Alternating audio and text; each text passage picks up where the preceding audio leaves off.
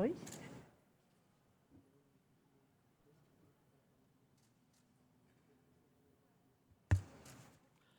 Muchas gracias, presidenta. Mucho gusto en saludarla de cerca. Es evidente que la crisis por la pandemia nos reveló profundas fallas en el sistema de salud, en la cobertura de seguridad social y en el déficit histórico de inversión en infraestructura hospitalaria. Además, esta crisis ya de bienestar nos mostró las dimensiones de la precariedad laboral, la enorme proporción de la gente que vive al día y al mismo tiempo la fragilidad de las instituciones del Estado que procuran el bienestar. Los programas sociales son útiles para equilibrar las desigualdades, pero deben de ser instrumentos complementarios, pues la política económica, laboral, educativa, junto con la garantía del derecho a la igualdad y no discriminación, son los medios para terminar estructuralmente con las desigualdades. La iniciativa Acción Ciudadana frente a la Pobreza, con datos de Coneval, ha dicho en su reciente pronunciamiento que el aumento de la pobreza en México es una mala noticia para el país y sobre todo para 67 millones de personas que carecen de lo más básico para vivir. Lo peor es que 1 de cada 6 personas pasa hambre, pues 22 millones carecen de ingreso suficiente para la canasta de alimentos. Y peor aún, menos de 30 millones de personas, el 23%, ni siquiera la cuarta parte de la población supera los umbrales mínimos de bienestar. La reproducción de la pobreza está en la falta de trabajo digno, pues la política social no puede suplantar a la política económica, mucho menos durante una crisis como esta. Desde el inicio de la pandemia hemos insistido en la adopción de un programa de ingreso mínimo vital de emergencia para apoyar la economía de las familias, pues los programas en marcha no están diseñados para responder a esta situación. No hay una red de protección para las personas que han quedado descobijadas.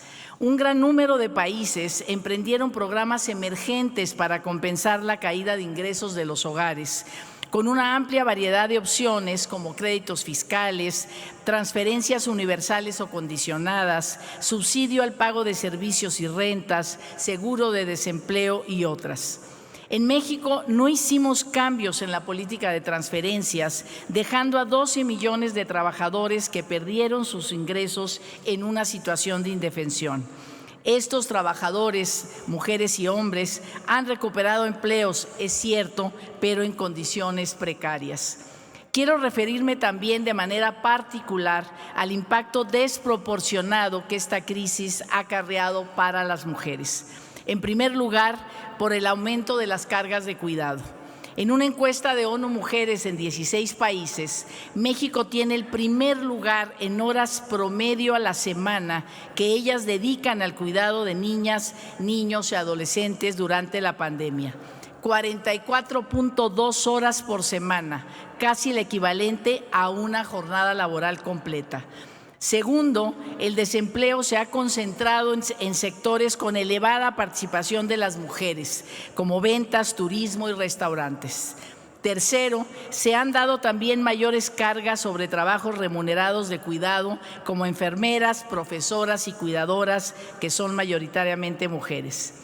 Cuarto, la caída del empleo remunerado significa para millones de mujeres una salida del mercado de trabajo y no una pausa y no una suspensión temporal.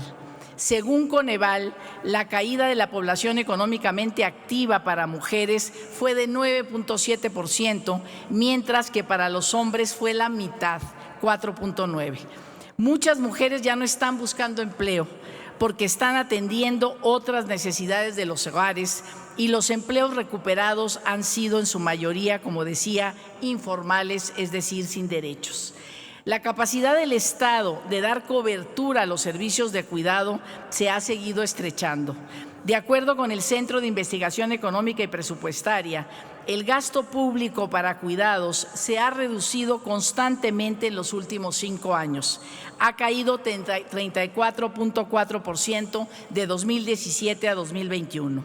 Esto dio como resultado un retroceso de más de una década en la tasa de participación económica de las mujeres. El programa de estancias infantiles se extinguió, como sabemos, para dar paso a transferencias monetarias agrupadas en el Programa de Apoyo para el Bienestar de las Niñas y Niños, hijos de madres trabajadoras. Mientras que el programa extinto atendía a más de 300,000 niños y niñas para 2018, el nuevo programa benefició a más de 191,000 en 2020 y 193,000 para el presente año. Es decir, la cobertura representa menos de 2/3 de lo que en su momento cubrió el programa de estancias infantiles después de 2 años. Coneval hizo la observación a la Secretaría de Bienestar que este programa de apoyo no contaba con ningún plan, protocolo o procedimiento para supervisar o dar seguimiento al cuidado infantil. No sabemos si este apoyo está logrando el objetivo de que madres, padres o tutores puedan realizar un trabajo remunerado o estudiar en el caso de madres adolescentes. De acuerdo con los informes de gobierno, la cobertura aumentó solo 0.045 puntos porcentuales. A este ritmo, tomaría muchos años alcanzar la aprobación objetivo establecido por la propia Secretaría, que es de casi 1 millón de personas. La caída de los servicios públicos de cuidado también es que en el año 2018, es otro ejemplo, otro dato, había 1,661 guarderías del IMSS e ISSSTE y hoy tenemos menos, 1,634. Es decir, la tendencia de inversión en infraestructura de cuidados públicos es negativa.